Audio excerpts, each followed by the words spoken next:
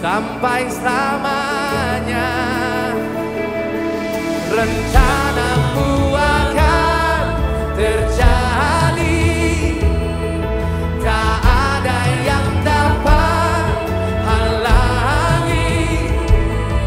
Kerajaanmu tak akan tergoncangkan. Angkat mata depanmu, serahkan padanya. Rencanamu akan terjadi, tak ada yang dapat halangi.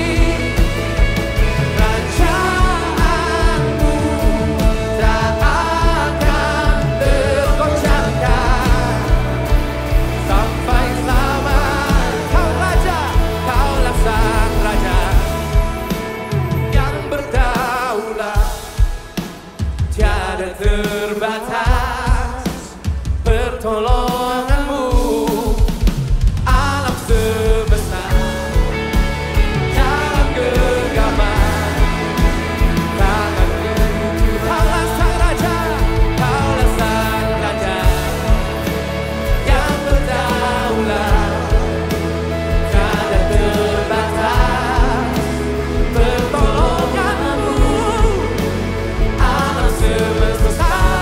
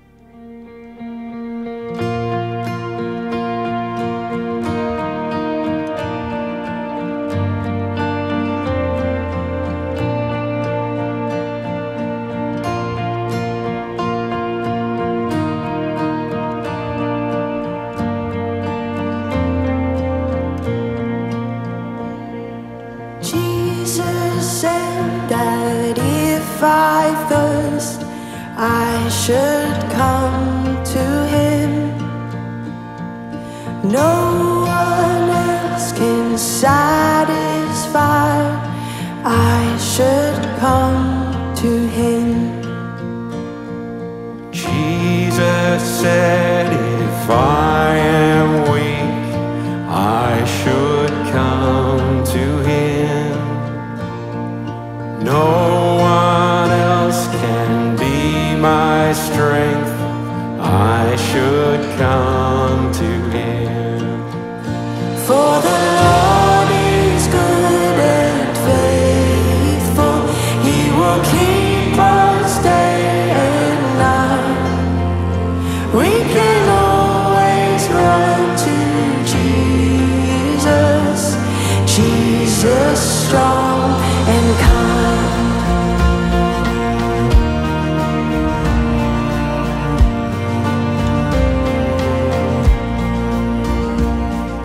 Jesus said that if I fear, I should come to Him.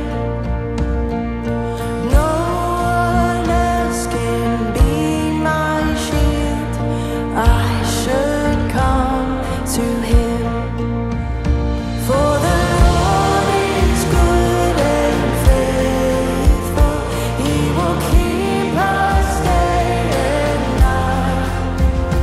We can always run to Jesus, Jesus strong and kind.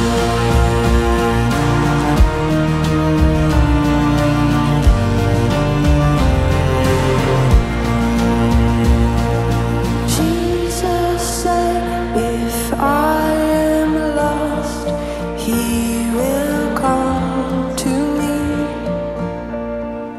And He showed me on that cross, He will come to me. For the Lord is good and faithful. He will keep us day and night.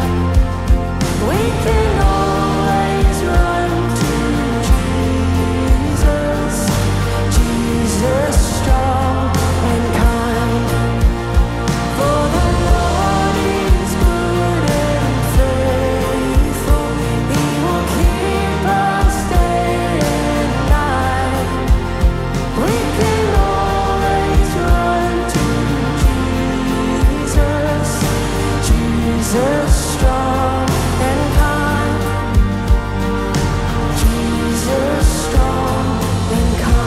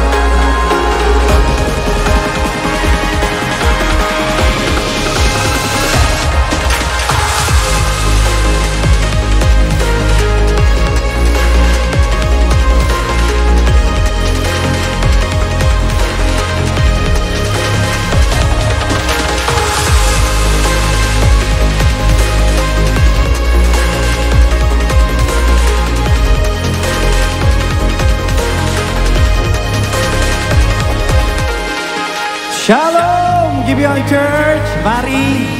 Bersama-sama kita saya mengundang kita sekalian untuk bangkit berdiri. Kita akan bersama-sama membacakan ayat Fotum dari Mazmur 145, ayatnya yang ke-8 sampai ke-12. Saya akan bacakan ayat 8, jemaat 9 dan seterusnya, dan ayat 12 akan kita baca bersama-sama.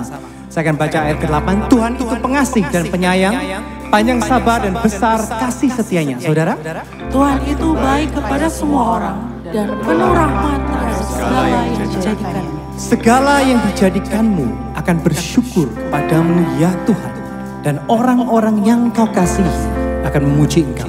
Saudara, Mereka akan mengumumkan kemuliaan kerajaan-Mu dan akan membicarakan keperkasaan-Mu. bersama-sama untuk memberitahukan keperkasaan-Mu kepada anak-anak manusia dan kemuliaan semarak kerajaan-Mu.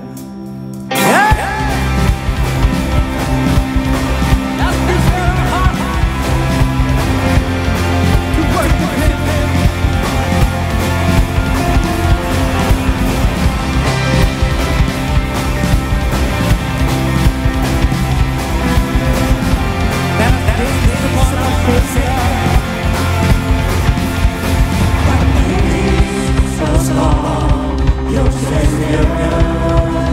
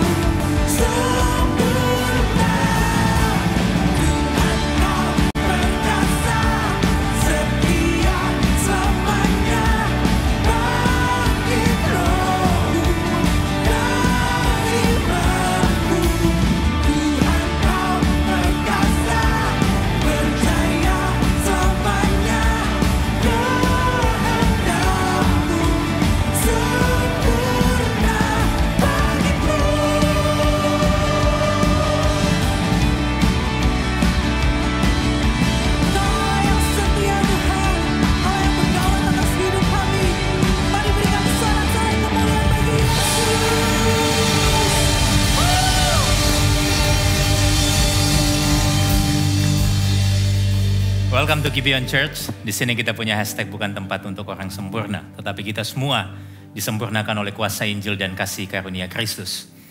Hari ini kita memasuki pertanyaan yang ke-42 dari Katekismus. Seperti biasa saya akan membacakan pertanyaannya lalu kita bersama membaca jawabannya serta ayat Alkitabnya. Apa itu doa Bapa kami?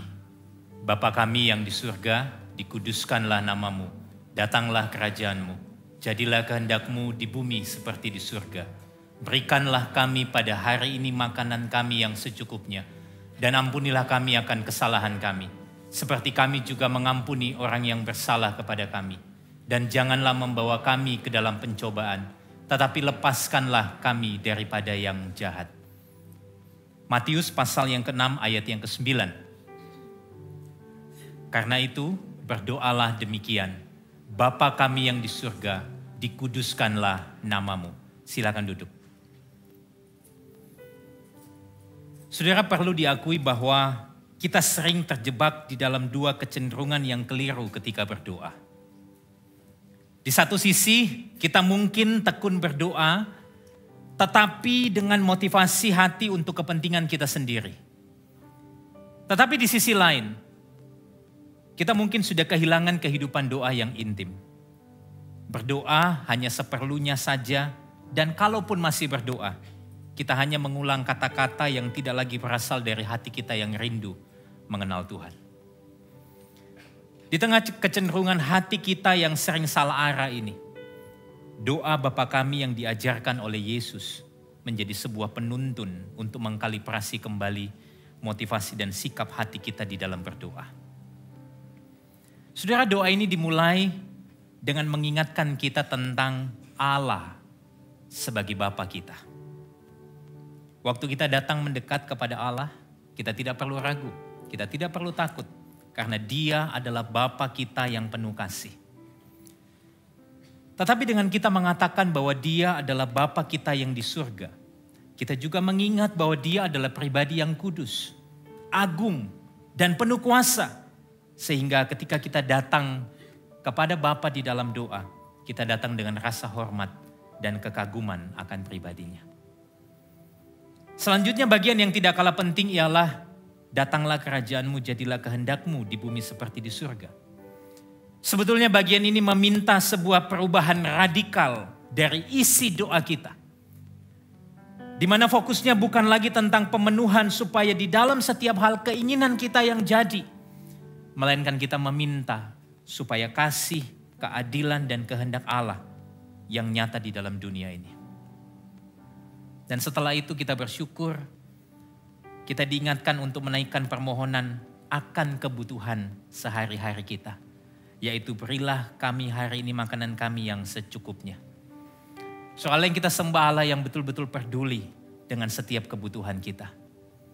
Tetapi ini bukan hanya tentang pemenuhan kebutuhan makanan secara fisik. Tetapi sebuah undangan supaya kita bisa bergantung kepadanya. Untuk kekuatan, hikmat, dan anugerahnya setiap hari. Dan menyadari ini saudara, kita perlu sama-sama bertobat. Karena seringkali kita hidup, kita hanya meminta hal-hal yang berbau fisik. Dan kita juga seringkali mengandalkan kekuatan kita sendiri. Kita lupa bahwa ada hal yang lebih besar daripada sekedar makanan, minuman. Dan itu termasuk pemeliharaannya yang sempurna bagi kita. Selain itu saudara, di dalam doa ini ada sebuah kebutuhan mendasar yang Allah nyatakan bagi kita. Dan itu bicara tentang pengampunan dari Allah bagi kita. Di sini kita diajak untuk menyadari betapa besarnya pengampunan yang telah kita terima dari Allah. Dan hal ini akan mengubah cara kita memperlakukan orang lain. Waktu kita sadar bahwa kita adalah orang-orang yang terlebih dahulu menerima pengampunan Allah melalui Kristus. Maka pada saat yang sama kita juga akan dimampukan untuk mengampuni orang yang bersalah kepada kita. Dan akhirnya, doa Bapa kami ini mengajak kita menyadari bahwa hidup di dalam dunia ini penuh dengan godaan dan tantangan. Kita perlu memohon perlindungan dan pertolongannya. Dan kita bersyukur Karena kebenaran ini sekali lagi mengingatkan bahwa saya dan saudara tidak pernah ditinggalkan sendirian. Dia menyertai kita. Dia berikan kekuatan, bahkan menjamin kemenangan kita di dalam menghadapi setiap ujian hidup. Karena apa? Karena Kristus telah menanggung dan menang atas setiap pergumulan yang kita hadapi. Saudara, dengan memahami dan merenungkan setiap aspek dari doa Bapa kami ini, kita kembali dapat merefleksikan tentang kehidupan doa kita yang seringkali salah arah. Doa ini mengajarkan kita untuk kembali melihat doa sebagai sebuah ungkapan kerinduan kita untuk hidup sesuai dengan kehendak-Nya, mengandalkan kasih dan pemeliharaannya serta penyertaannya. Dan kita diajak untuk datang dan berpartisipasi di dalam rencana Allah yang begitu besar di dalam dunia ini. Mari sama-sama saya mengajak kita boleh berdiri. Kita datang di dalam doa pengakuan dosa kita akan kecenderungan hati kita yang ketika berdoa seringkali doa kita salah arah. Dan kita juga mohon biarlah Allah Roh Kudus boleh mengkalibrasi sekali lagi hati kita. Mari sama-sama kita berdoa.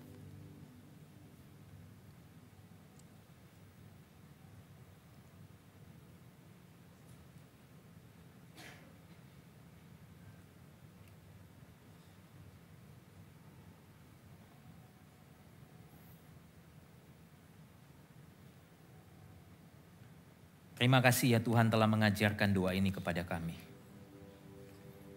Kami mohon ampun kalau seringkali kami memiliki motivasi yang keliru.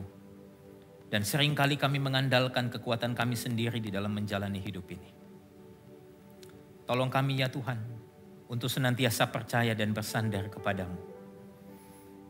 Dan kami mohon biarlah Allah Roh Kudus yang telah berdiam di dalam kami menuntun kami untuk hidup di dalam kebenaran-Mu. Ini doa kami, di dalam nama Tuhan kami Yesus Kristus, kami berdoa. Amin.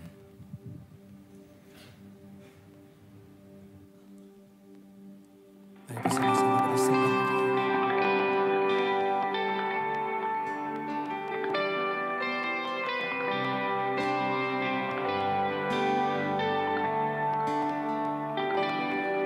Ku lihat mulia Bapa-Ku dalam Kristus Yesus, semakin ku memandangnya, makin Dia puaskanku.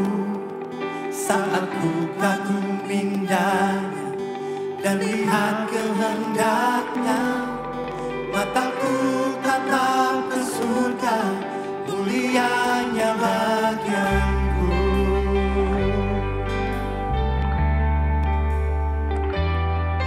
Harapan dalam cobaan, padanya ku percaya. Hatiku Dia selaraskan, Dia beriku kekuatan, berjalan mengikut Kristus. Meski ku tak mengerti, ku tahu Tuhan bekerja, mulianya bagianku. Mari berikan kemuliaan baginya, kemuliaan baginya, pujian hanya Dia, nama yang berkuasa. Tuhan bermegah hanya dalam Kristus, sebab ku tahu mulianya bagianku.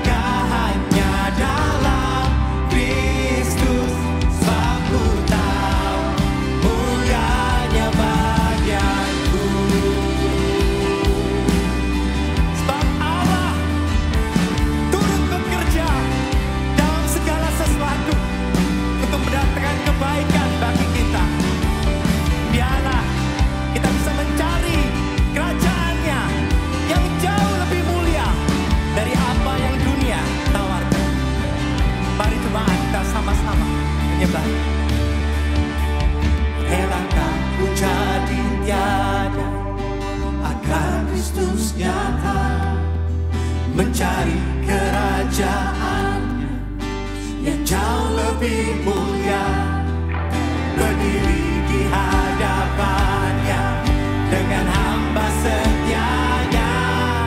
Hatiku sekarang puji Dia, sebab mulianya Bapa. Hatiku sekarang puji Dia, sebab mulianya. Mari bersama-sama berikan kemuliaan. Yes, Lord. Baginya kemuliaan, baginya pujian, hanya Dia, nama yang berkuasa. Jesus, ku akan berpegang hanya dalam Kristus, sebab ku tahu mulianya baginya. Baginya kemuliaan, baginya pujian, hanya Dia, nama yang berkuasa. Ku akan berpegang hanya dalam Kristus, sebab ku tahu mulianya baginya. Sebab ku tahu mulianya baginya. Ya ku tahu mulia Tuhan, ya ku tahu mulianya bagianku.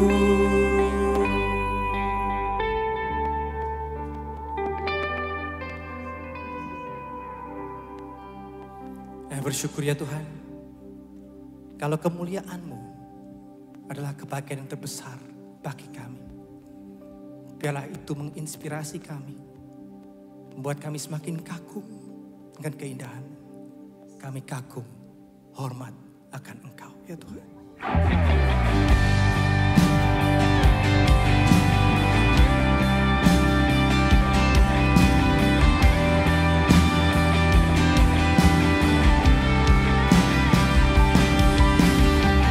Tiada seperti-Mu Tuhan, Allah yang penuh kasih, yang menyimpan dengan pujian, hormat, syukur kami. Sama-sama kita menyanyikan. Kau sungguh indah, tiada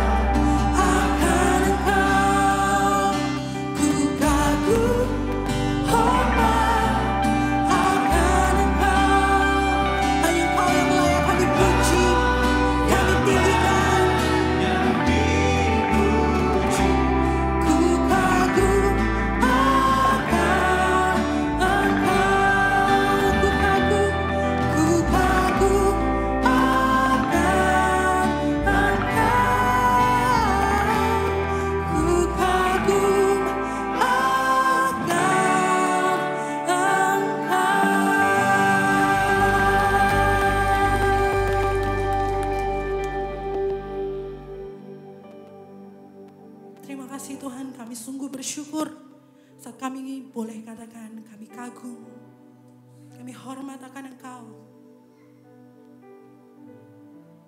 Sebab kami tahu Engkau Allah yang maha mulia, yang melebihi segala akal. Engkau Allah sang damai sejahtera, selalu menyertai kami Tuhan. Engkau yang menjadi harapan dan kekuatan di dalam setiap cobaan.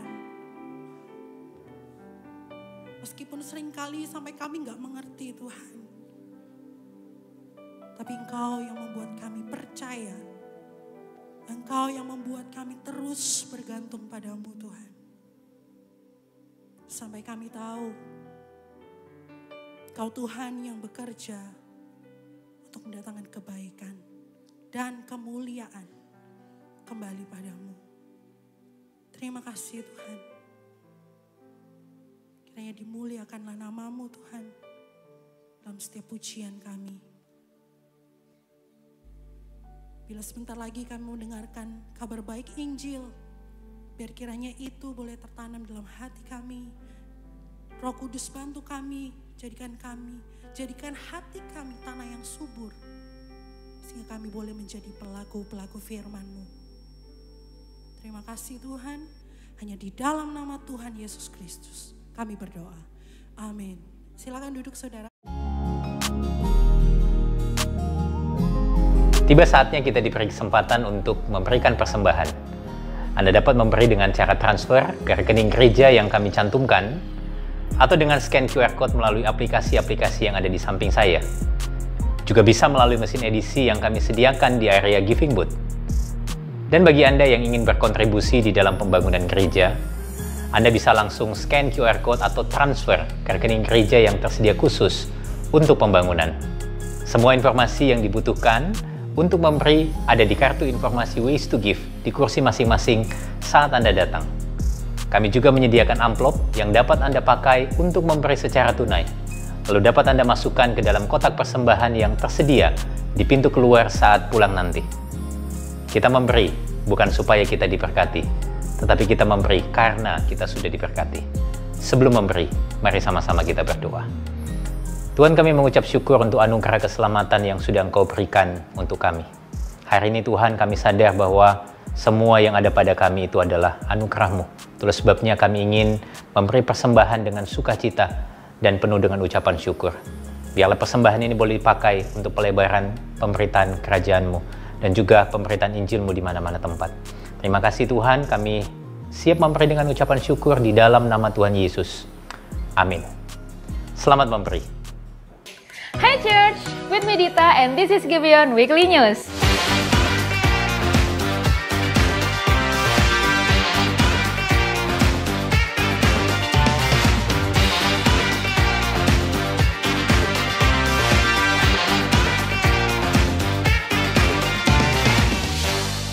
Seorang anak adalah pemberian dari Tuhan yang dipercayakan kepada orang tua. Karena itu, setiap orang tua memiliki tanggung jawab yang besar untuk menjaga, memelihara, dan juga membesarkan anak-anak dalam lingkungan yang berpusatkan pada Injil Kristus. Gibeon Church pada hari Selasa tanggal 19 November pukul 6 sore akan mengadakan penyerahan anak. Anda dapat melakukan pendaftaran melalui link berikut ini. Untuk informasi lebih lanjut, kunjungi Connect Booth.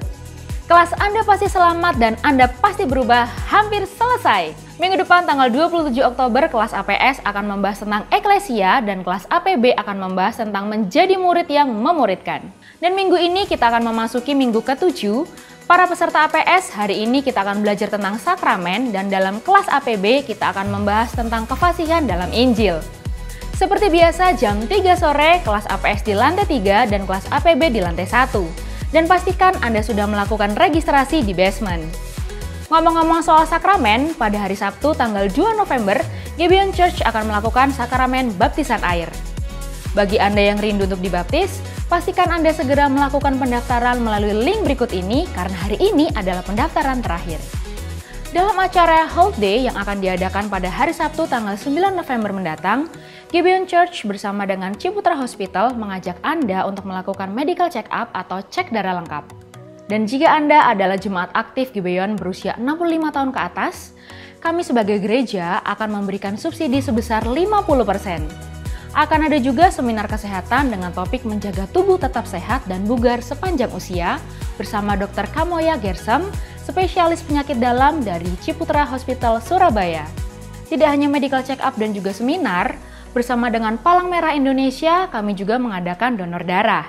Kegiatan donor darah dan juga medical check up akan dilakukan pukul 9 pagi dan seminar akan berlangsung pukul 2 siang hingga setengah 4 sore di Gibeon Church. Daftarkan diri Anda sebelum tanggal 3 November melalui link berikut ini dan jangan lupa untuk mengajak keluarga serta teman-teman Anda. Untuk informasi lebih lanjut, kunjungi Health Day Booth. Terima kasih atas dukungan Anda dalam pembangunan dan juga renovasi gedung gereja Gibeon. Sehingga total dana yang telah terkumpul telah tercapai 70% dari total dana yang dibutuhkan. Kami masih membuka kesempatan bagi Anda yang ingin mendukung kami melalui Dana. Anda dapat memberi dengan cara scan QR Code yang ada pada kartu di kursi Anda, atau melalui nomor rekening Building Fund di layar ini, atau bisa juga memberi melalui mesin edisi yang ada di Giving Booth lantai basement setelah ibadah selesai. Berikut informasi yang dapat kami bagikan. Selamat mendengarkan khotbah. God bless you. Memberikan apresiasi untuk rekan-rekan yang telah mempersiapkan pengumuman ini. Shalom, selamat datang di Gibeon Church bagi setiap saudara yang beribadah di tempat ini dan juga bagi setiap saudara yang beribadah secara online. Di sini bukan tempat untuk orang sempurna, tapi tempat di mana kita semua disempurnakan oleh kuasa Injil dan kasih karunia Tuhan kita, Yesus Kristus. Nah, saudara, sebelumnya saya ingin mengingatkan sekali lagi kepada setiap kita, Health Day di Gibeon Church akan diadakan pada hari Sabtu, 9 November, jam 9 pagi, seperti yang sudah diumumkan tadi ya. Jadi bagi setiap saudara yang ingin mengikutinya, saudara dapat segera mendaftarkan diri.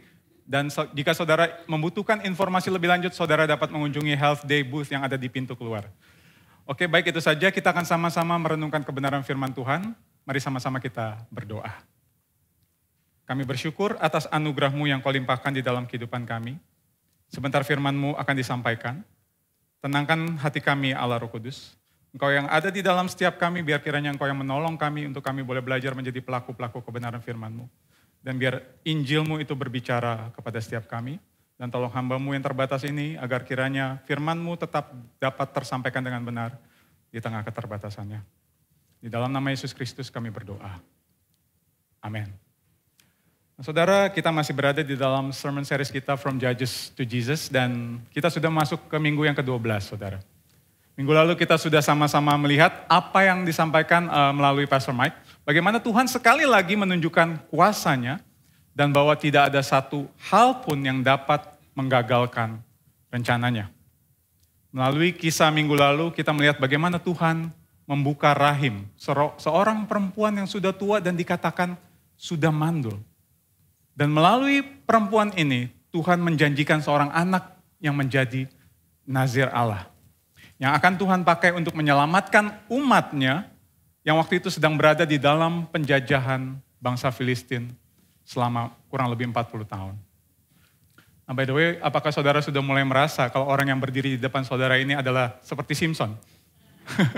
Nah, Pastor Mike minggu lalu menjelaskan ya, ternyata Simpson itu tidak seperti yang kita pikirkan ya, yang badannya besar, kekar gitu. Tapi ternyata kurus-kurus seperti saya, kata Pastor Mike ya.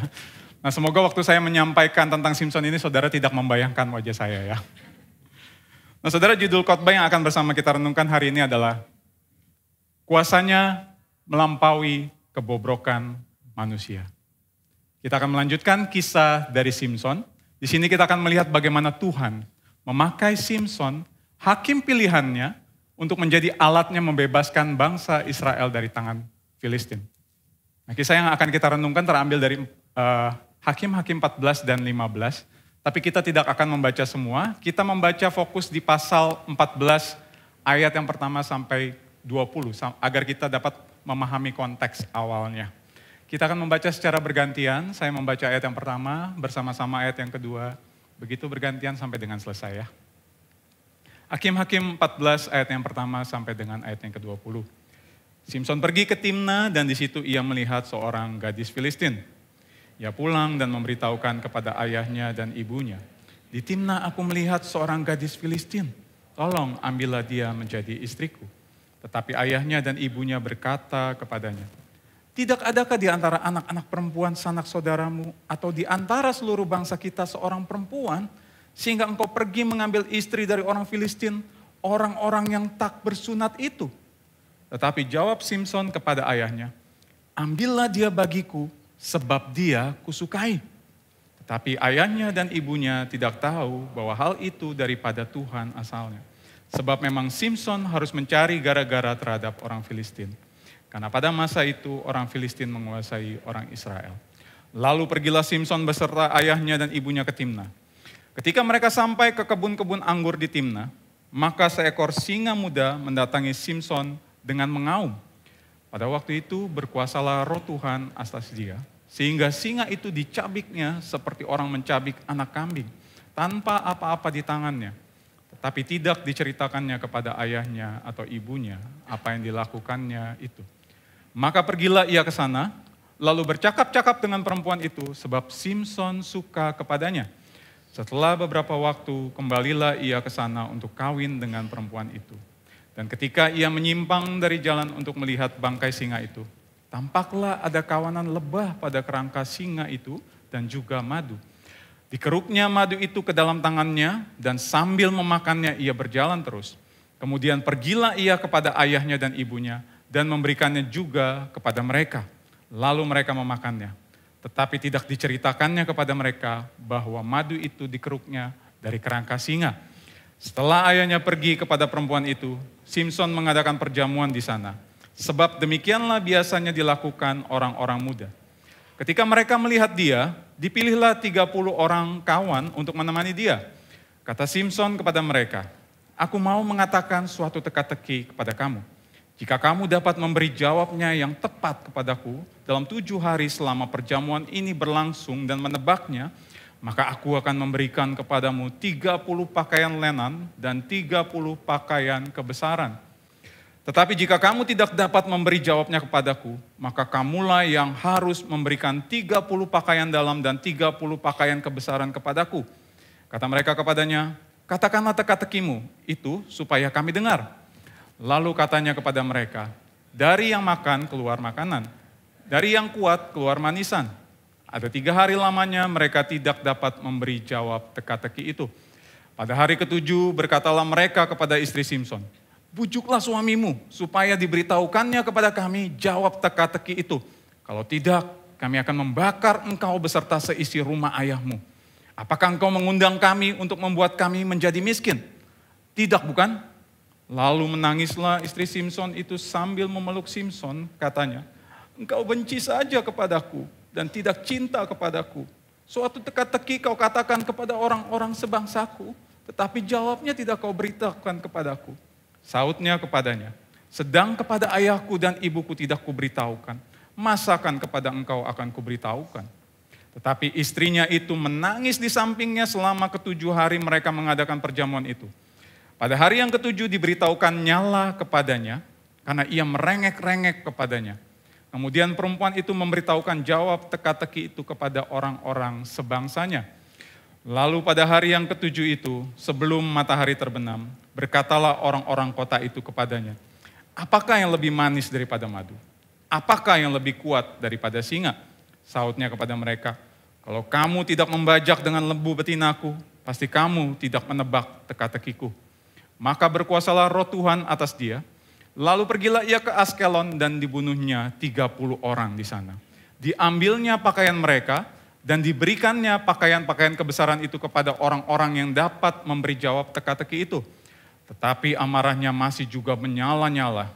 Lalu pulanglah ia ke rumah ayahnya bersama-sama. Maka diberikanlah istri Simson itu kepada kawannya, bekas pengiringnya. Nah, saudara, sampai sedemikian jauh pembacaan firman Tuhan. Nah saudara, sewaktu saya mempersiapkan khotbah ini, saudara, tiba-tiba saya teringat dengan masa kecil saya, saudara.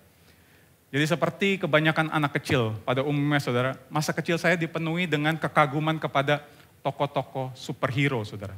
Dan betapa saya pengen menjadi seperti mereka. Nah ini saudara beberapa tokoh superhero yang pernah mengisi masa kecil saya. Nah bagi saudara yang mungkin seumuran sama saya pasti relate ya dengan tokoh-tokoh ini. Yang paling ujung sono agak aneh ya bentuknya saudara ya. Tapi itu yang paling saya suka, namanya Lion Maru saudara. Nah saudara, meskipun keluarga kami nggak rich, apalagi crazy saudara, crazy rich maksudnya, tapi saya ingat papa dan mama selalu berusaha untuk membahagiakan anak-anaknya. Jadi saya ingat papa sering menyewakan saya kaset video yang isinya tentang film-film ini, tokoh-tokoh superhero ini.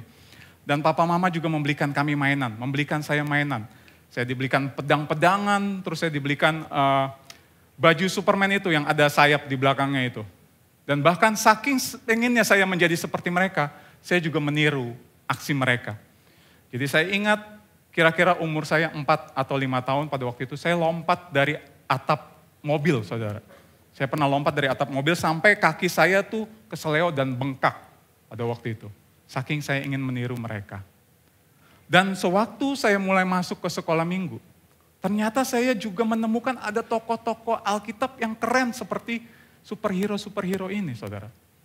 Di mata saya dulu, mereka adalah orang-orang pilihan Tuhan yang sangat hebat. Jadi pada waktu itu saya sangat kagum dengan Daud, dengan Gideon, dan juga dengan Simpson, saudara. Nah bagaimana mereka nggak hebat, saudara? Ada seorang anak muda yang dapat mengalahkan seorang yang sangat besar hanya dengan sebuah batu yang sangat kecil. Lalu bagaimana mungkin ada seorang pemimpin yang pilihan Tuhan dapat mengalahkan begitu banyak pasukan hanya dengan 300 orang tanpa menggunakan senjata perang. Dan anak kecil mana yang gak kagum ketika mendengar ada seorang anak muda yang dapat mencabik-cabik singa dengan tangan kosong. Dan juga mengalahkan 1000 orang hanya dengan tulang keledai, saudara. Nah tetapi saudara, ketika saya semakin dewasa, saya mulai membaca kisah-kisah mereka di dalam Alkitab. Dan saya menemukan bahwa sebenarnya mereka bukan hanya superhero biasa, tapi mereka juga manusia biasa. Sama seperti kita. Yaitu orang-orang berdosa yang bertindak dengan keinginan dan kepentingan diri sendiri. Dan kali ini kita akan melihat khusus di dalam diri Simpson, saudara. Nah kalau kita mengingat kisah minggu lalu, saudara, di akhir pasal ke-13, itu seperti ada secercah harapan, saudara. Setelah 40 tahun hidup di dalam penjajahan bangsa Filistin, dikatakan akan ada seorang hakim yang berbeda. Karena Tuhan sendiri yang bilang melalui malaikatnya, katanya, Tuhan sudah bilang sewaktu Simpson belum dilahirkan. Dia akan menjadi seorang nazir Allah, katanya. Nah tapi saudara, sewaktu besar, Simpson benar-benar menjadi hakim yang berbeda. Tapi dalam arti yang negatif, saudara. Nah di dalam ayat yang kita baca tadi, saudara, kita melihat Simpson, seorang hakim pilihan Tuhan. Seorang yang dikatakan nazir Allah. Namun di hampir seluruh hidupnya, yang Simpson lakukan justru sangat berbanding terbalik dengan statusnya sebagai seorang hakim atau nazir Allah. Simpson adalah seorang hakim, tapi tindakannya lebih terlihat seperti seorang penjahat. Simpson adalah seorang nazir Allah, tapi ia bertindak atas dasar kehendaknya dan nafsunya sendiri. Namun meskipun apa yang Simpson lakukan adalah untuk dirinya sendiri dan bukan untuk Tuhan, Tuhan tetap memakai kebobrokan Simpson untuk menggenapi rencananya yang sempurna. Hal ini mengingatkan kepada setiap kita bahwa sekalipun manusia gagal melakukan kehendaknya, tetapi kehendaknya tidak akan pernah gagal. Tidak ada satu hal pun yang dapat menggagalkan kehendaknya yang sempurna itu. Termasuk dosa dan kebobrokan manusia. Bahkan Tuhan tetap memakai itu semua untuk menggenapi rencananya yang sempurna. Nah saudara, pada bagian yang pertama kita melihat kebobrokan dari Simpson. Yaitu bagaimana Simpson, sekali lagi seorang yang dipilih Tuhan, seorang nazir Allah, namun bertindak atas dasar instingnya sendiri. Apa yang ia pikir benar, apa yang ia rasa benar, itulah yang ia lakukan. Nah kalau kita melihat kembali di ayat 1-3, dikatakan Simpson pada waktu itu mungkin sudah cukup dewasa, saudara. Dan dikatakan di ayat itu, Simpson sedang berada di Timna pada waktu itu dan dia melihat seorang bidadari, saudara. Nah, dan singkat cerita dia pulang ke rumahnya dan dia langsung minta sama orang tuanya untuk mengambil perempuan itu menjadi istrinya. Namun masalahnya, Simpson menyukai perempuan yang salah. Karena perempuan itu dikatakan bukan orang Israel, tapi orang Filistin yang adalah musuh utama Israel pada waktu itu. Nah, tentang hal itu Tuhan sudah mengingatkan bangsa Israel untuk tidak menikah dengan bangsa di luar Israel. Karena mereka akan menarik bangsa Israel untuk meninggalkan Tuhan dan akan menyembah dewa-dewa mereka. Nah, orang tua Simson tentu ingat dengan pesan Tuhan. Kalau Simson akan dipakai untuk membebaskan Israel dari Filistin. Makanya sampai orang tuanya bilang, emang gak ada perempuan lain dari bangsa kita yang bisa dinikahi. Sehingga kamu memilih perempuan Filistin itu. Bangsa Filistin yang tidak bersunat itu. Dan saya cukup yakin kalau orang tua Simson juga sudah mengingatkan Simson akan siapa dia dan apa janji Tuhan buat dia. Nah, saudara bayangkan perasaan orang tua Simson. Dari sebelum Simson lahir, saudara, Tuhan berbicara khusus kepada Manoah dan istrinya, mengatakan kalau anak yang akan dilahirkan akan menjadi seorang nazir Allah. Anak yang spesial, saudara. Tapi sekarang yang ada di depan mereka justru anak yang memberontak. Sangat bertentangan dengan apa yang dijanjikan Tuhan. Seolah-olah Tuhan ini ngeprank mereka, saudara. Hati mereka sebagai orang tua, saya yakin hancur dan sedih. Dan mungkin mereka merasa menjadi orang tua yang gagal karena nggak berhasil mendidik anak mereka. Ini seumpama saudara misalnya, saudara punya sebuah toko A. Dan di sebelah saudara ada toko B yang adalah saingan saudara. Gimana perasaan saudara ketika tiba-tiba anak saudara datang kepada saudara dan dia minta dinikahkan sama anak dari toko B saudara yang adalah saingan saudara. Saya percaya sebagai orang tua kita akan berkata seperti orang tua Simson. Emang gak ada perempuan lain apa sampai-sampai kamu mau menikah dengan anak dari saingan kita? Nah lalu saudara, apakah kita bisa mengatakan kalau apa yang Simson ini alami adalah cinta pada pandangan pertama, saudara? Saudara gak ada yang salah dengan yang namanya cinta pada pandangan pertama ya. Tapi apakah benar itu cinta? Nah karena sangat normal dan wajar saudara ketika seseorang tertarik secara fisik lebih dahulu. Karena tidak mungkin kita dapat langsung mengenal apa yang di dalam ya, hati dari orang yang kita sukai. Butuh yang namanya proses. Dan saya rasa saudara di tempat ini beberapa mungkin ada yang memulai kisah kasih saudara dengan cinta pada pandangan pertama. Ya. Nah saya dan istri saya juga memulai kisah kasih kami dengan cinta pada pandangan pertama saudara. Jadi pada waktu itu Yulia ngelihat saya dan dia tergila-gila sama saya saudara. Saudara tertawanya melecehkan saya sepertinya ya. Tapi benar saudara, itu hoax saudara. Kalau istri saya ada di sini saya akan dikasih SP sama dia. Jadi hoax itu. Jadi saya yang jatuh cinta sama dia pada pandangan pertama. Gimana saya nggak jatuh cinta saudara? Saya ngelihat dia pertama kali pada waktu dia sedang berkhotbah saudara. Literally berkhotbah saudara. Gimana nggak kelepak-kelepak saya waktu itu saudara. Nah singkat cerita kami berkenalan tapi tidak berhenti hanya sampai di situ saudara. Ada proses berikutnya untuk mengenal lebih dalam satu sama lain. Bahkan sebelum pacaran prosesnya sangat gak mudah buat saya. Saya ingat sebelum kami jadian, seminggu sebelum kami jadian, Yulia itu kasih saya PR saudara untuk saya kerjakan. Dia kasih saya pertanyaan-pertanyaan untuk saya pikirkan dan saya jawab minggu depannya waktu saya ketemu. Benar-benar gak mudah saudara. Saya pikir pada waktu itu kok lebih susah dari masuk perguruan tinggi ya, mau pacaran aja. Tapi bersyukur pada waktu itu Roh Kudus berpihak kepada saya. Jadi saya dapat menjawab setiap pertanyaannya dia. Nah saudara, tapi dalam hal ini saudara, kalau saudara perhatikan, Simson sepertinya bukan mengalami cinta pada pandangan pertama, tapi nafsu pada pandangan pertama. Karena kalau kita melihat reaksi Simson saudara, dia melihat, dia mengingini, dan dia memaksa orang tuanya untuk mendapatkan perempuan itu segera.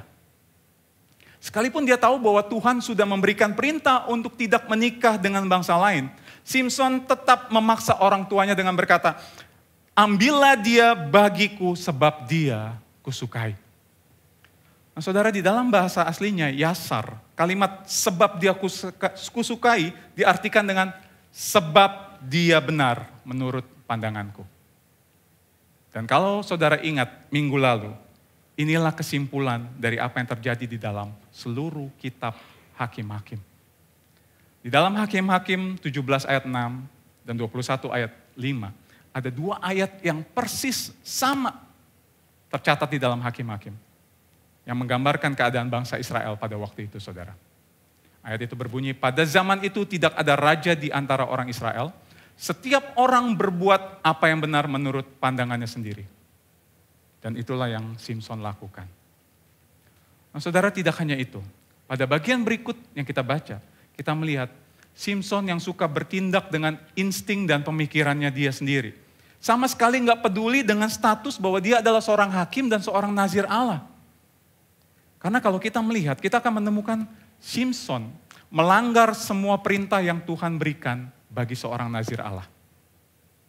Nah, saudara, minggu lalu Pastor Mike memberikan 3 ketentuan seorang nazir Allah yang tercatat di dalam Alkitab. Yang pertama, tidak menyentuh bangkai atau mayat orang mati. Berikutnya, tidak minum minuman yang berasal dari anggur, baik yang beralkohol maupun yang tidak beralkohol. Dan tidak memotong rambut selama masa nazar. Nah, saudara, sangat ironis. Karena Simson dengan sempurna melanggar semua ketentuan ini. Pertama, Simson melanggar ketentuan untuk tidak menyentuh bangkai. Pada waktu Simson dan orang tuanya akan pergi ke Timna untuk bertemu dengan calon istri Simson ya. Di tengah jalan dikatakan Simson dihadang oleh seekor singa. Dan singkat cerita, Simson membunuh singa itu dengan mencabik-cabiknya. Seperti anak kambing katanya.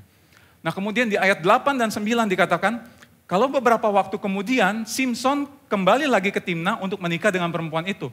Dan karena dia kepo, di tengah jalan itu dia mau lihat bangkai singa yang waktu itu dia bunuh.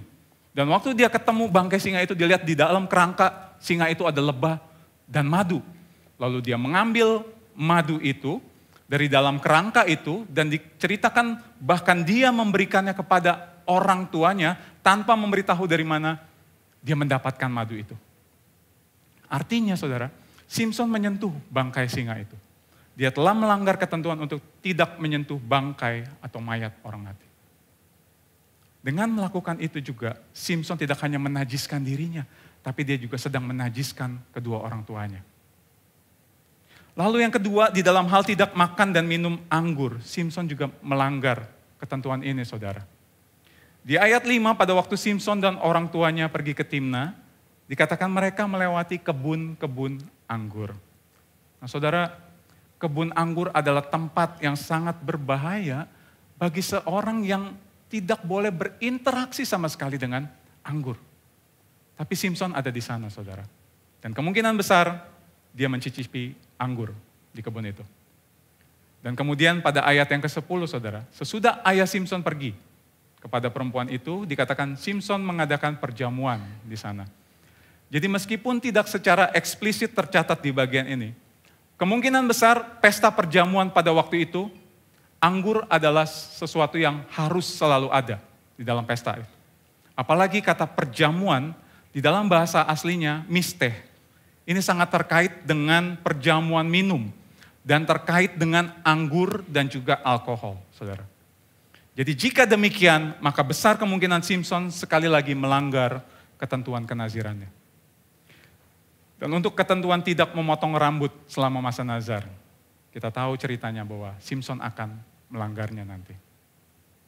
Nah, saudara, dari bagian ini kita melihat bahwa Simson, hakim pilihan Tuhan, yang seharusnya membebaskan Israel dari tangan musuh, tapi justru dia melekatkan dirinya kepada musuh. Simson seorang nazir yang seharusnya berjalan di dalam kehendaknya Tuhan, tapi lebih memilih untuk berjalan dengan keinginannya sendiri. Dan kalau bisa disimpulkan, saudara, mungkin kisah hidup Simson mirip dengan sebuah lagu yang berjudul My Way. Ya. Beberapa saudara mungkin tahu ya lagu My Way, khususnya saudara yang ABG, angkatan babe gue. Ini lagu lama, saudara. My Way adalah lagu jadul yang dipopulerkan oleh Frank Sinatra. Lagu yang sangat terkenal pada zamannya. Papa saya juga suka lagu ini, saudara. Nah, kurang lebih isi dari lagu My Way ini berkisah tentang seorang pria yang telah melalui perjalanan hidup yang penuh dengan lika-liku. Dan dia menjalani itu semua dengan cara terbaik, sesuai dengan keyakinannya, sesuai dengan caranya dia. Dan dengan penuh kebanggaan, seolah-olah sambil membusungkan dada, saudara. Dia mengucapkan satu kalimat terakhir yang merupakan kalimat inti dari lagu itu. Apa saudara tahu gak? I did it my way. Aku lakukan dengan caraku. Ini mungkin yang bisa disimpulkan dari hidup Simson. Seolah-olah dia berkata, I did it my way. Nah, saudara, kembali kepada diri kita masing-masing. Bagaimana dengan setiap kita? Bagaimana dengan setiap keputusan dan tindakan yang kita ambil di dalam hidup kita? Apakah keputusan dan tindakan yang kita ambil di dalam hidup kita didasarkan pada kehendak Tuhan, ataukah berdasarkan pandangan dan keinginan kita sendiri? Pada waktu kita berdoa dan kemudian kita mengatakan, jadilah kehendak-Mu Tuhan. Itu artinya kita setuju dengan apapun jawaban Tuhan atas hidup kita. Tapi apakah kita sudah benar-benar setuju dengan apapun kehendaknya atas hidup kita? Ataukah setelah kita berkata, amin, kita kembali lagi berpikir dengan akal pikiran kita sendiri, dan kita kembali lagi bertindak dengan apa yang kita pikir benar. Kiranya Tuhan menolong kita untuk boleh belajar mengutamakan kehendaknya di atas segala kepentingan atau kehendak pribadi kita. Nah, saudara, walaupun kadangkala kita tergoda untuk lebih mengikuti keinginan pribadi kita, tapi Tuhan tetap berkarya di balik setiap tindakan kita, saudara. Di bagian berikutnya dari kisah Simson kita melihat tangan Tuhan yang terus bekerja. Bahkan sekalipun tindakan Simson tampaknya jauh dari sempurna dan lebih didorong oleh motivasi pribadi, Tuhan tetap bekerja melaluinya. Saudara, melanjutkan kisah yang kita baca tadi ya. Pada waktu perjamuan pesta, Simson memberikan teka-teki kepada 30 orang yang menemaninya. Dan 30 orang itu tidak bisa menjawabnya. Nah, setelah beberapa hari mereka mengancam istri Simson. Dan singkat cerita, Simson akhirnya membocorkan jawaban itu ke istrinya. Karena istrinya dikatakan merengek-rengek, menangis-nangis kepada dia. Dan setelah diberitahu kepada istrinya memberitahu kepada 30 orang itu. Dan 30 orang itu dapat menjawab teka-teki Simson. Nah, maka saudara, di ayat 19 dan 20 dikatakan begini. Simson pergi ke Askelon, dan dia membunuh 30 orang Filistin di sana. Simson mengambil pakaian mereka dan memberikan kepada 30 orang yang menemaninya itu. Dan kemudian Simson pulang ke rumah papanya dengan marah dan panas hati. Dan dia meninggalkan istrinya. Sehingga istrinya pada waktu itu diberikan kepada orang lain, saudara. Namun itu baru permulaan, saudara. Karena peperangan Simson berikutnya terjadi di pasal 15. Tapi kita tidak membacanya, saudara dapat membacanya di rumah.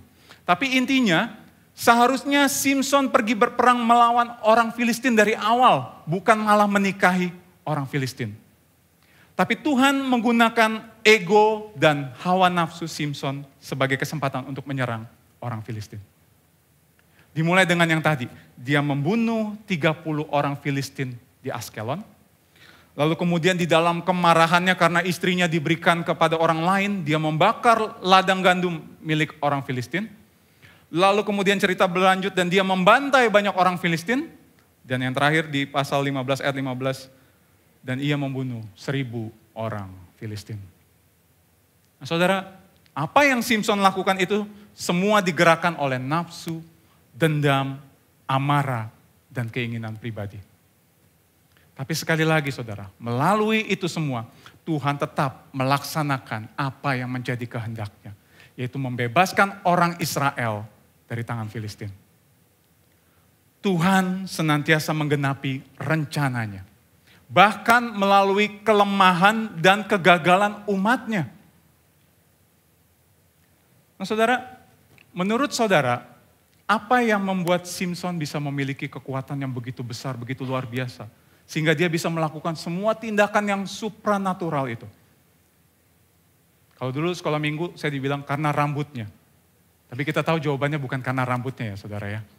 Sekalipun kita tahu di bagian akhir kisah Simson, Simson kehilangan kekuatannya karena rambutnya dicukur. Tapi kekuatan Simson bukan berasal dari rambutnya. Tapi kekuatan Simson datang dari roh Tuhan. Roh Tuhanlah yang membuat Simson memiliki kekuatan yang sangat supranatural itu. Nah di dalam kisah Simson tercatat 3 kali roh Tuhan berkuasa di dalam diri Simson. Pertama di dalam Hakim-Hakim 14 ayat yang ke-6 dikatakan, pada waktu itu berkuasalah roh Tuhan atas dia, sehingga singa itu dicabiknya seperti orang mencabik anak kambing.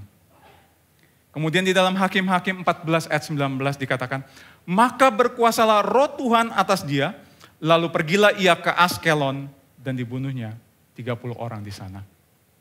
Dan satu lagi di dalam Hakim-Hakim 15 ayat yang ke-14.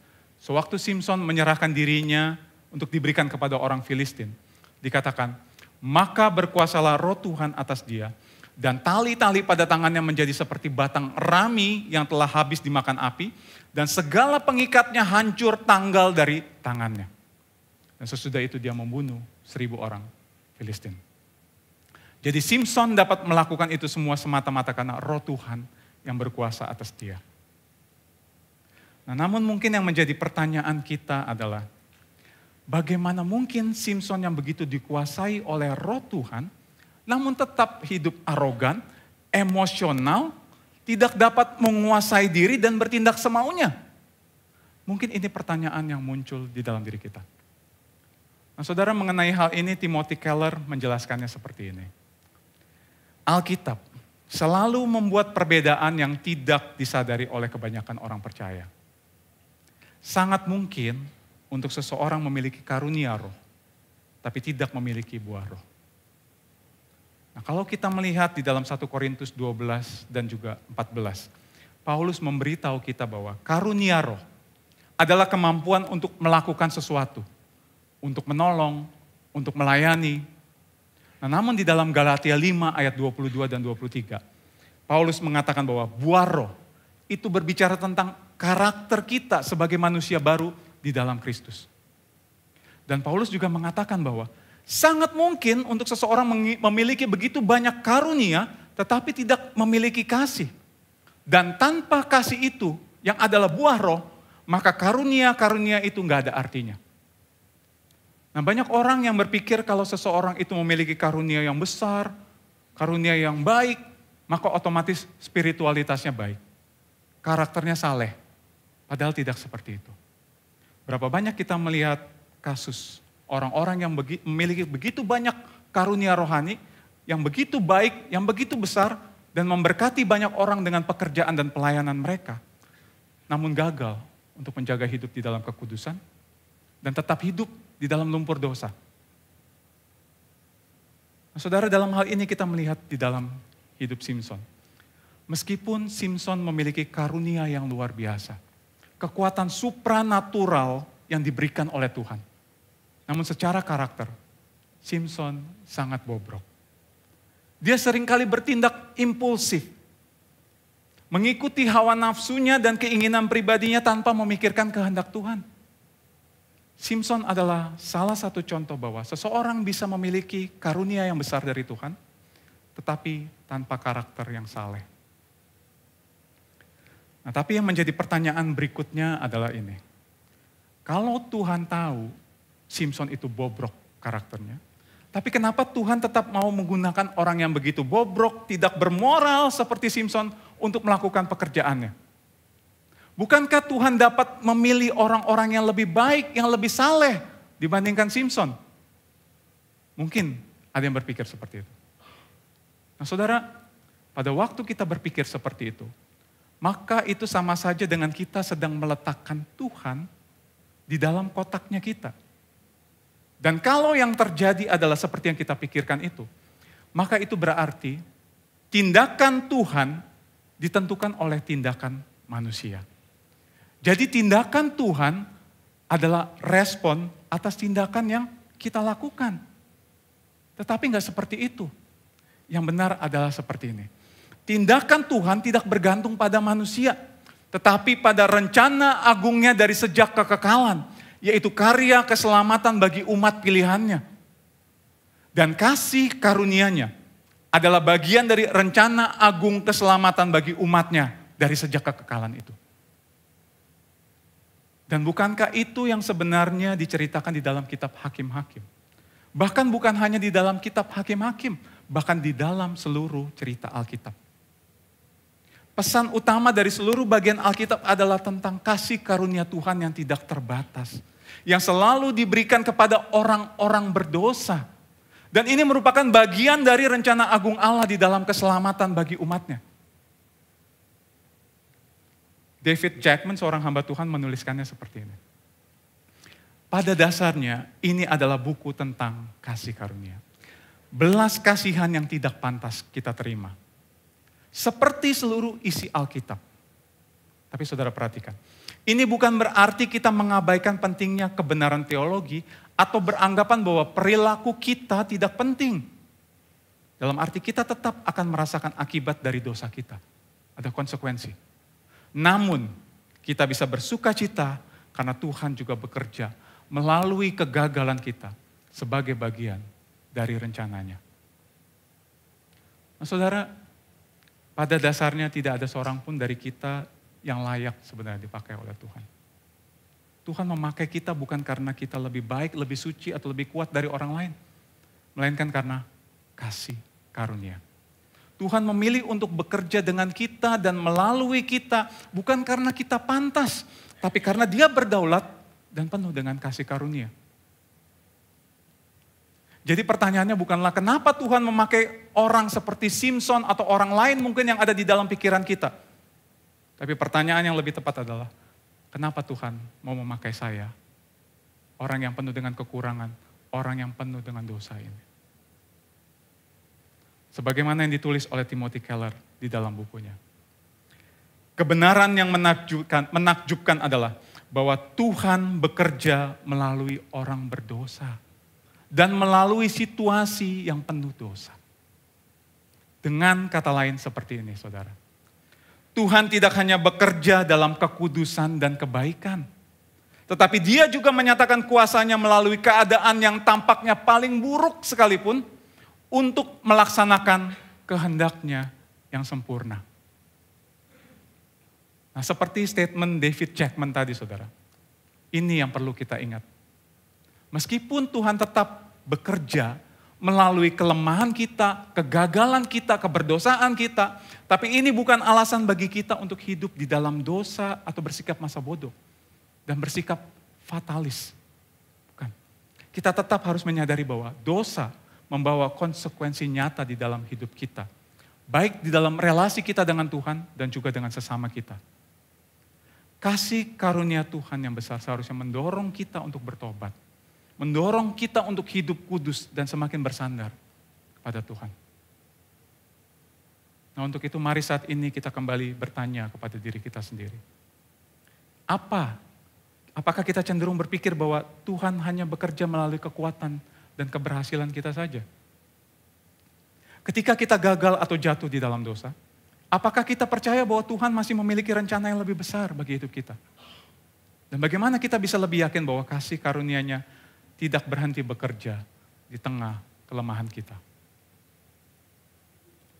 Saudara, bagian akhir kisah ini membawa kita pada satu kebenaran yang sangat penting, yaitu bahwa kasih karunia Tuhan tidak pernah berakhir dan senantiasa menopang umat pilihannya. Seperti yang kita lihat di dalam kisah Simson. Di dalam pasal yang ke-15, ayat yang ke-18 diceritakan, sesudah Simson menghabisi 1.000 orang Filistin, seorang diri. Dia menjadi haus dan dia berkata seperti ini kepada Tuhan. Oleh tangan hamba-Mu ini telah Kau berikan kemenangan yang besar itu. Masakan sekarang aku akan mati kehausan dan jatuh ke dalam tangan orang-orang yang tidak bersunat itu? Saudara, akhirnya saudara, untuk pertama kalinya Simson berdoa kepada Tuhan. Ternyata Simson masih ingat sama Tuhan, saudara. Jadi kita bisa yakin di sini bahwa orang tua Simson pasti memberitahu Simson siapa dia dan tugas apa yang Tuhan berikan kepadanya. Tapi kalau saudara perhatikan doa yang Simson ucapkan, isinya bukanlah ucapan terima kasih atau ucapan syukur kepada Tuhan. Tapi lebih kepada keluhan, kemarahan, sungut-sungut karena kelelahan dan kehausan. Kalau saudara ingat, hal ini juga pernah terjadi kepada bangsa Israel ya. Pada waktu mereka keluar dari Mesir menuju ke tanah perjanjian, dan pada waktu itu mereka singgah di satu tempat dan gak ada air, saudara. Mereka marah sama Musa dan mereka bersungut-sungut kepada Tuhan. Tetapi saudara, seperti Tuhan menjawab sungut-sungut bangsa Israel dengan memberikan mereka air, Tuhan juga memberikan Simson air untuk dia minum. Sekali lagi kita melihat Tuhan menyatakan kasih karunia-Nya kepada Simson. Sekalipun Simson seperti bangsa Israel berkeluh kesah, bersungut-sungut, namun Tuhan tetap sabar dan menunjukkan kasih karunia-Nya. Dan dari peristiwa ini seorang hamba Tuhan bernama Dennis Olsen mengatakan, pengalaman hidup Simson yang mirip dengan bangsa Israel menunjukkan bahwa Simson bukan hanya hakim, tapi juga gambaran dari seluruh bangsa Israel. Ketidaksetiaan Simson juga menggambarkan ketidaksetiaan bangsa Israel dan ketidaksetiaan umat manusia. Kisah Simson dan bangsa Israel, termasuk gereja dari sejak zaman Perjanjian Baru bahkan sampai hari ini, mengingatkan kita semua bahwa bukan manusia yang setia, melainkan Tuhan yang tetap setia.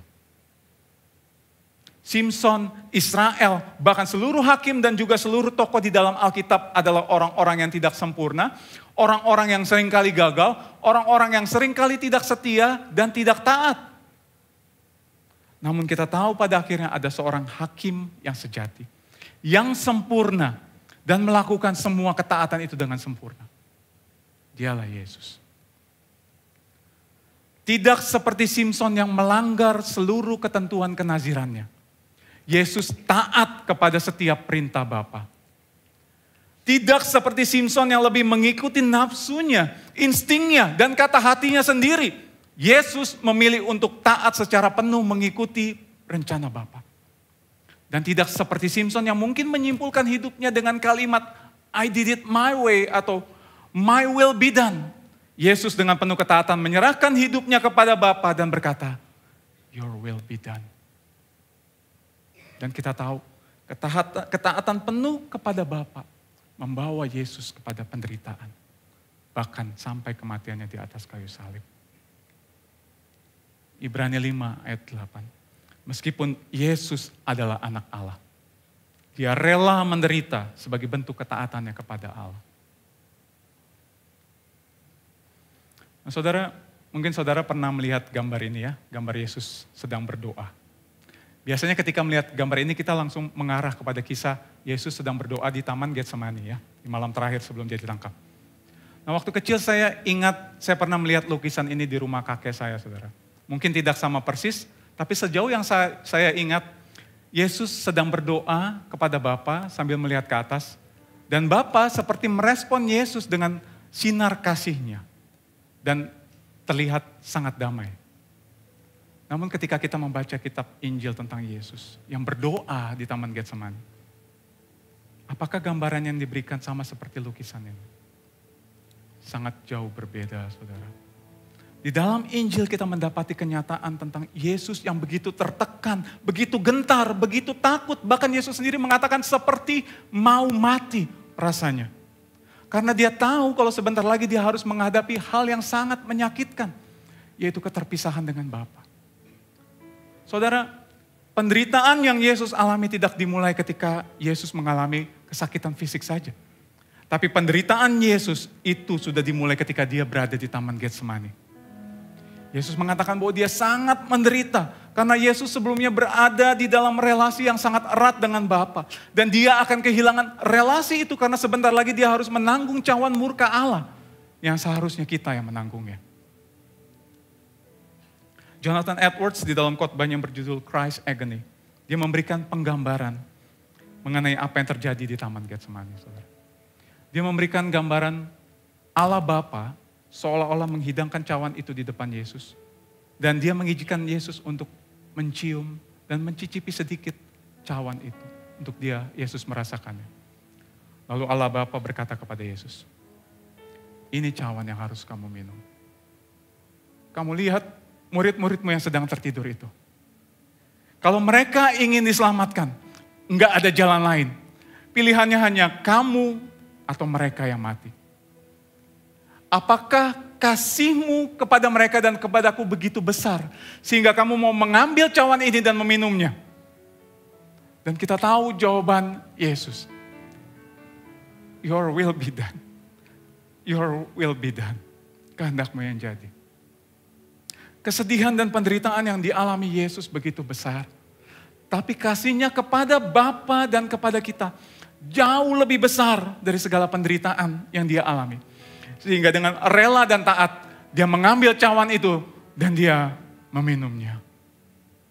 Yesus dengan rela meminum cawan murka Allah yang seharusnya ditimpakan kepada kita, orang-orang berdosa ini. Dia yang tidak mengenal dosa telah dibuatnya menjadi dosa, supaya di dalam dia kita dibenarkan oleh Allah. Di atas salib itu, Sang hakim sejati. Dia diperlakukan layaknya seorang penjahat. Dia yang seharusnya menghakimi, tapi dia justru dihakimi atas kesalahan yang gak pernah dia lakukan. Di atas salib itu dia yang tidak bersalah justru harus menanggung cawan murka Allah. Dan di atas salib itu dia yang seharusnya memerintah dengan keadilan, tapi justru harus menerima hukuman. Namun kita tahu bahwa melalui salib itu, kita yang seharusnya dihukum, kita yang seharusnya binasa, kita yang bersalah, tapi justru kita dibebaskan, kita menerima kasih karunia, dan kita kini dibenarkan. Inilah kasih terbesar yang pernah ada. Bahwa di tengah kegagalan dan ketidaksetiaan kita, sewaktu kita masih menjadi musuh Allah, Yesus mati menanggung hukuman yang seharusnya kita terima. Melalui pengorbanannya kita tidak hanya dibebaskan dari dosa, tapi kita juga dibenarkan di hadapan Allah. Lalu bagaimana kita meresponi akan kebenaran ini di dalam hidup kita? Apakah kita akan tetap hidup berkubang di dalam lumpur dosa? Apakah kita akan tetap berkata, my will be done. I did it my way. Saudara, setiap kebobrokan dan keberdosaan kita ada konsekuensinya. Kalau kita bisa bebas dari hukuman, itu bukan karena keselamatan itu gratis, saudara. Tapi itu karena sudah ada yang membayarnya hingga lunas. Yaitu melalui nyawanya sendiri. Sebenarnya kisah ini kembali mengingatkan kita akan betapa berdosanya kita. Dan akan betapa besar kasih Allah bagi kita. Ketika kita menyadari betapa besarnya dosa kita. Dan betapa mahalnya harga yang harus Yesus bayar bagi kita. Maka seharusnya di situ kita bisa mengucap syukur. Dan kita terus hidup, menghidupi anugerahnya di dalam hidup kita. Nah untuk itu mari sekali lagi kita bertanya kepada diri kita. Yesus telah menebus dosa dan kegagalan kita. Tetapi bagaimana kita merespon akan kasih karunia-Nya? Apakah kita menggunakan kasih karunia-Nya sebagai alasan untuk terus hidup di dalam dosa? Atau sebagai kekuatan untuk berubah dan berjuang untuk hidup lebih kudus?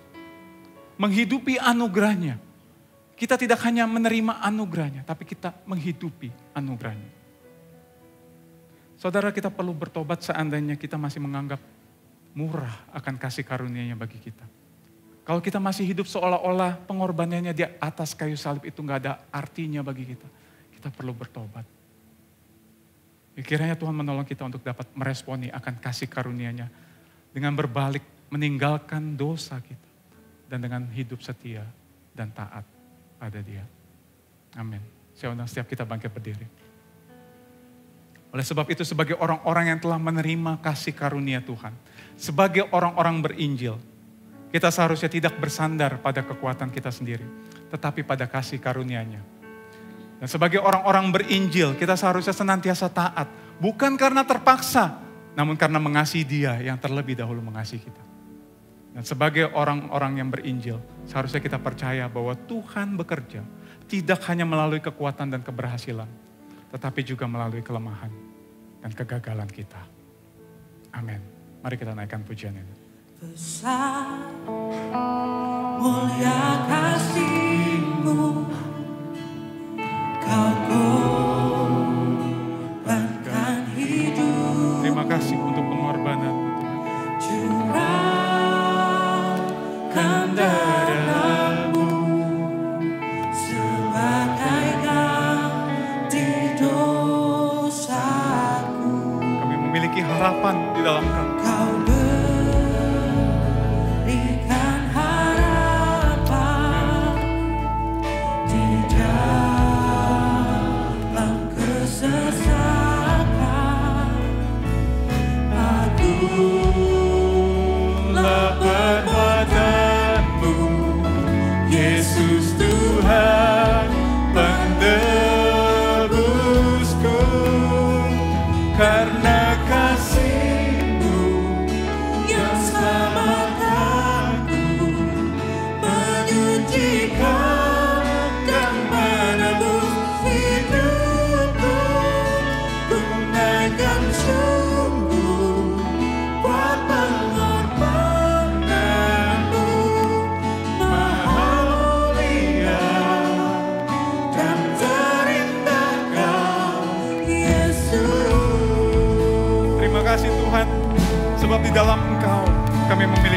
harapan ya Tuhan.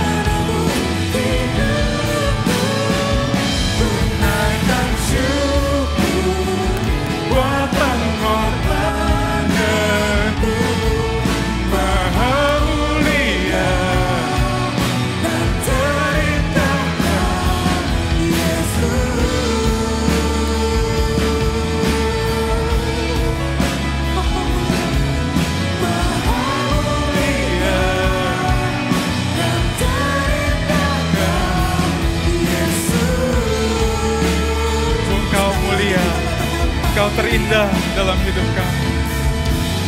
Mulia dan terindah Kau, Yesus. Kami bersyukur untuk apa yang telah Engkau lakukan di atas kayu salib itu ya Tuhan. Untuk pengorbanan-Mu bagi kami ya Tuhan. Terima kasih Tuhan, karena pada dasarnya sebenarnya kami adalah orang-orang yang tidak layak untuk diselamatkan. Tapi Engkau menyelamatkan kami. Itu semata karena kasih-Mu Tuhan. Terima kasih Tuhan. Kami bersyukur untuk kebenaran firman-Mu yang kembali mengingatkan kami akan kasih karunia-Mu yang senantiasa menopang kami di dalam setiap keadaan yang kami alami. Bahkan kebobrokan dan kegagalan kami tidak dapat menghalangi rencana-Mu yang sempurna. Namun saat ini kami juga bertobat di hadapan-Mu ya Tuhan. Ampuni kami yang seringkali menganggap murah pengorbanan-Mu. Ampuni kami yang seringkali menganggap murah akan kasih karunia-Mu. Dan bersyukur karena kami memiliki Allah yang panjang sabar, yang berlimpah kasih setianya ya Tuhan. Allah yang senantiasa menyambut kami saat kami bertobat, saat kami berbalik kepadamu ya Tuhan. Terima kasih Tuhan, kami bersyukur ya Tuhan. Mari saat ini kita arahkan hati kita dan terimalah berkat Tuhan. Kiranya Tuhan memberkati engkau dan melindungi engkau. Tuhan menyinari engkau dengan wajahnya dan memberi engkau kasih karunia. Tuhan menghadapkan wajahnya kepadamu dan memberikan engkau damai sejahtera. Kiranya kasih karunia dari Allah Bapa, cinta kasih dari Yesus Kristus Tuhan kita, dan persekutuan yang manis dengan Allah Roh Kudus menyertai kita semua mulai saat ini sampai selamanya. Mari setiap kita yang percaya bersama katakan, amin. Silakan duduk saudara. Selamat hari Minggu, Tuhan Yesus memberkati.